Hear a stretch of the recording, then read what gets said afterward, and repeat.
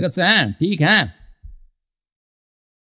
جی جی الحمدللہ، بڑی حسرت سی قبلہ آپ سے بات کرنے کی، آپ سے مخاطب ہونے کی۔ تھینک یو اور سر، اللہ آپ کو ہم جزائے خیر۔ ایک عرصے سے میں پاکستان سے بات کر رہا ہوں، اسلام آباد سے، اور ایک اوکے عرصے سے میں آپ کے ویڈیوز دیکھتا ہوں، آپ کو فالو کر رہا ہوں، اور ماشاءاللہ اللہ پاک نے، مولا نے آپ کو علم سے نوازا ہے، اور آپ کے دلائل جو ہے نا بڑے محکم ہوتے ہیں، مستحکم ہوتے ہیں۔ تھینک تو یو سر۔ کچھ سوالات تھے قبلہ، ہم آپ سے دیکھنا چاہ رہے ہیں، سمجھنا چاہ رہے ہیں، جی تو اس پہ اگر آپ روشنی ڈال دیں سر۔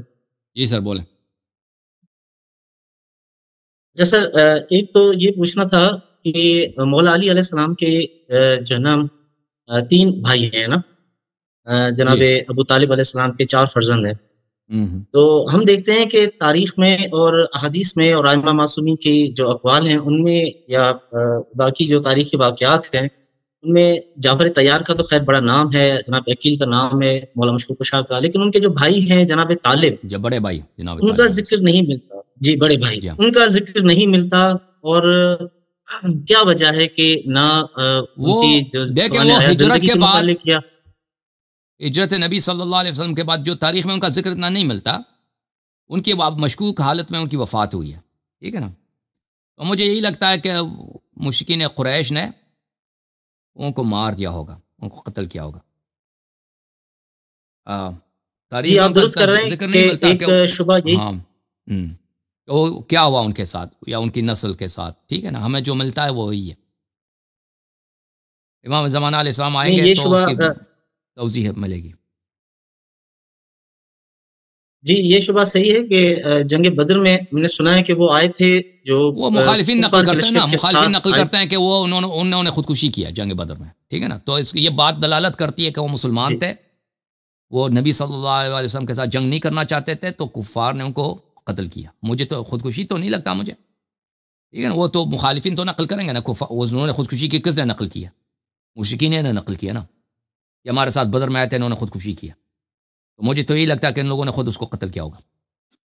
اور تاریخ اسلام میں اہل بیت علیہ السلام کے اور بالخصوص حضرت امیر المؤمنین علیہ السلام کے متعلق زہر اگالنا اور پروپیگنڈا کرنا، ان کے خاندان کو نیچے دکھانا، یہ بنی امیہ کا دستور رہا ہے، یہ ان لوگوں کی روایت ہے، ٹھیک ہے۔ ان کا جو وفات ہے، شہادت ہے، مجھے مشکوک لگتا ہے۔ مجھے یہی لگتا ہے کہ مشرکین نے ان کو شہید کیا ہوگا۔ پھر ہمارے معصومین میں سے کسی معصوم نے ان کے بارے میں کیوں ذکر نہیں فرمایا، اگر یہ اس آپ طرح نہیں کا کہہ کوئی سکتے ذکر شبہ نہیں بھی کیا، ہے کہ نہیں ان کا نہیں قتل نہیں، ہوا؟ آپ نہ کہہ ذکر نہیں کیا نا، ہم تک نہیں پہنچا، یا دو مختلف باتیں۔ معصومین علیہ السلام نے کیا کیا باتیں بتائی ہیں، بہت ساری باتیں بتائی ہیں، وہ بہت ساری باتیں ہم تک نہیں پہنچی ہیں، ٹھیک ہے نا۔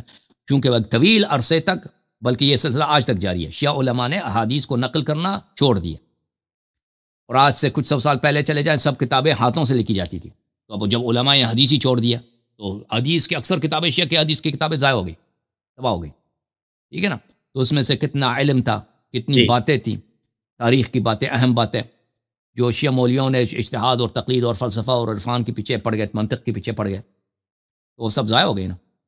شیعہ علماء اس کا ذکر اعتراف تو نہیں کریں گے، لیکن یہ شیعہ علماء کی بہت بڑی غداری ہے کہ انہوں نے شیعہ حدیث کو تباہ کر دیا۔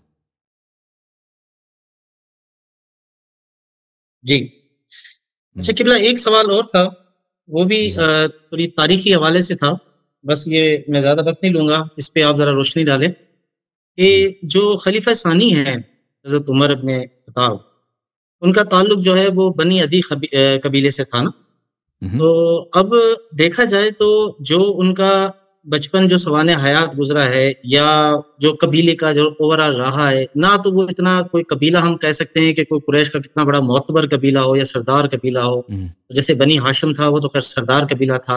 اسی طرح اگر بنی امیہ بھی دیکھیں تو وہ بھی افرادی قوت کے لحاظ سے یا مالی لحاظ سے بڑا ایک مضبوط ایک حریف تھا، وہ قلعہ تھا، وہ اپنا تھے۔ تو اگر اس قبیلے کا ایک ادنا سا ایک شخص جس کا کوئی ایسا بیک گراؤنڈ بھی نہیں ہے، نہ اس کی کوئی ایسی پولیٹیکل یا ملٹری کی اس کی کوئی تربیت ہوئی ہو بچپن سے، یا کوئی بہت بڑا ہم سے کہیں کہ بڑا کوئی سورنما کارنامہ یا اس کا کوئی زندگی کا کوئی علمی کوئی شخصیت ہو، لیکن کسی طرح سے اگر وہ حکومت پہ آ جائے، اور حکومت پہ آنے کے بعد وہ اس قابل ہو سکتا ہے کہ وہ اتنے بڑی اسلامی مملکت کا نظام چلائے جس کی نہ کوئی، اب سمجھ میری بات، کہ اگر ایک بندے کی تو نہ آپ اس طرح اس کی کا کوئی جواب یہ ہے میرے بھائی، دیکھیں کہ سان اسلام جب آیا رسول صلی اللہ علیہ وآلہ وسلم نے قبائلی نظام کو بہت کمزور کیا. یعنی سب سے جب تک پیغمبر صلی اللہ علیہ وآلہ وسلم نہیں آئے تھے تو قبائل سسٹم تھا عرب میں. جو جتنا بڑا قبیلہ ہوگا، جس قبیلے کی جتنے افرادی قوت ہوگی، اتنا ہی وہ پاپولر ہوگا. لیکن نبی صلی اللہ علیہ وسلم کے آنے کے بعد قبائل رہے، لیکن قبائل سے زیادہ اہم جو تھا وہ اسلام تھا. نبی صلی اللہ علیہ وسلم کی جو پارٹی ہے، پولیٹیکل پارٹی ہے، اور یہ قبیلہ نہیں ہے، یہ ایک مذہب ہے، ایک دین ہے، یہ سب سے پاورفل ہے. ٹھیک ہے نا؟ اور اس پہ جو قبضہ کرے گا سب سے پاورفل وہی بنے گا. وہ ضروری نہیں ہے کہ وہ بہت بڑے قبیلے کا فرد ہو. ٹھیک ہے؟ تو جو بڑا قبیلہ تھا، نہیں نہیں نہیں نہیں، اب اس سن میں لینا، اب سن لینا، جو قبلہ بڑا قبیلہ تھا، ایک منٹ قبلہ، جو عالم عرب میں وہ سرداری کا کام انجام دیتا تھا، سب سے ایلیٹ تھا، وہ قریش تھا. قریش تو نبی صلی اللہ علیہ وسلم سے انہوں نے دشمنی کی، آخر تک دشمنی کیا. ٹھیک ہے نا؟ اور آخر میں یہ بالکل ذلیل ہو گئے فتح مکہ کے وقت، اور ذلت کی حالت میں ان کو کلمہ پڑھنا پڑا، اپنے دین کو چھوڑنا پڑا، اور اعتراف کرنا پڑا جتنے انہوں نے کام ہے کہ وہ غلط ہیں. اب نبی صلی اللہ علیہ وسلم کے سامنے ذلیل غلام بن گئے، اور جتنے مسلمان تھے وہ جانتے تھے کہ قریش ہمارا دشمن ہے. اس کے 2 سال بعد رسول صلی اللہ علیہ وسلم کی وفات ہو گئی، صرف 2 سال بعد. تو قریش ابھی 2 سال کے فوراً بعد وہ، اب قریش کے جو سردار تھے، قریش کے جو ایلیٹس تھے، وہ خلیفہ نہیں بن سکتے تھے. وجہ کیا ہے؟ وجہ کیا ہے کہ اب اتنا عرصہ اتنا کم ہے کہ ان کو سیاسی ریہیبلیٹیشن کے لیے اتنا عرصہ کافی نہیں ہے. تو ان کو وہی سردار اپنے مہرے لائیں گے سامنے جب تک ان کو سیاسی طور پر ریہیبلیٹیشن کا وقت مل جائے. ان کے مہرے کیا تھا؟ ابو بکر عمر تھے. ابو بکر عمر کو انہوں نے سامنے لائے، لیکن آپس میں ان کا ابو بکر عمر کو پاور دینے والے، سیاست چلانے والا ابو سفیان تھا، اور ابو سفیان کے ساتھی تھے.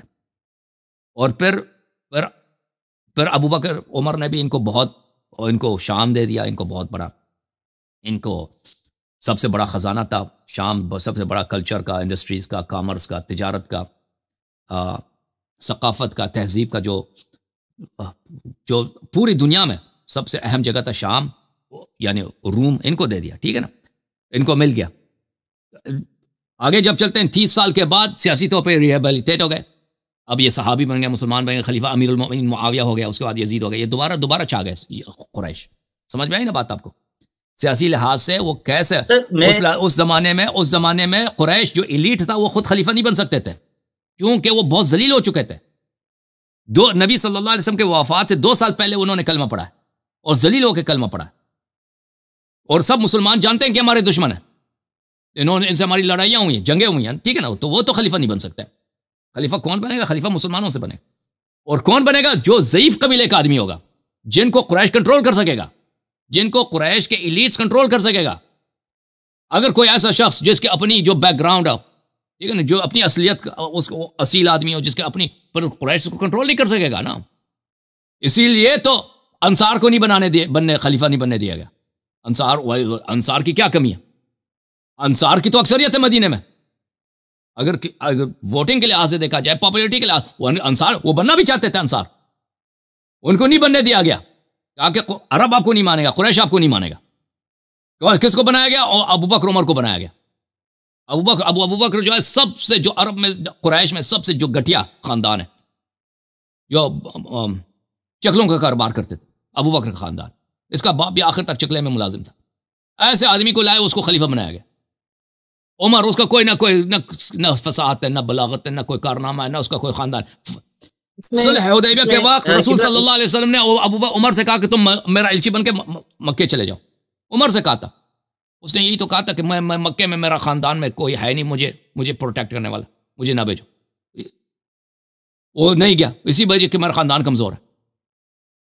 تو ان کو اگر حکومت ملی ہے تو وہ بیک گراؤنڈ میں، وہ تاریخ تبری وغیرہ میں اس کے بہت شواہد موجود ہیں کہ کس طرح ابو بکر عمر کو قریش نے خلیفہ بنایا. ٹھیک ہے نا؟ تو یہ جیسے ابھی آپ کے ہاں جیسے انتخابات ہوتے ہیں نا، ابھی انتخابات ہوتے ہیں آپ کے پاکستان میں، انتخابات سے پہلے کمپین چلتی ہیں، وہاں پہ بہت داد و ستت ہوتا ہے، بہت گیو اینڈ ٹیک ہوتا ہے. گیو اینڈ ٹیک ہوتا ہے کہ بھئی خلیفہ کون بنے، ٹکٹ کس کو ملے گا، پارلیمنٹ میں آئیں گے، کون کس کو ووٹ دے گا. نبی صلی اللہ علیہ وسلم کی وفات سے پہلے، وفات کے بعد، یہ بہت بڑا کمپین چلا تھا عرب میں، بیک گراؤنڈ میں، کہ خلیفہ کون، ہم کس کو بنائیں، کس طرح بنائیں. اور کس کو کیا ملے گا. ٹھیک ہے نا. یہ اس میں اور جن لوگوں نے ان کا ساتھ نہیں دیا ان کا صفایا کیا گیا مرتدین زکوٰۃ کے نام سے کہ مانعین زکوٰۃ، یہ مرتد ہو گئے، ان کو قتل کرو. یہ اس زمانے میں یہ ہوا تھا. اوکے، تو یہ اس کی یہ وجہ ہے میرے بھائی. اوکے، سمجھ میں آئی بھائی؟ محمد علی بھائی بات جی آپ کی بات میں سمجھ گیا. ایک اس میں تھوڑا سا نقطہ جو نا مزید ہے رہ گیا، وہ یہ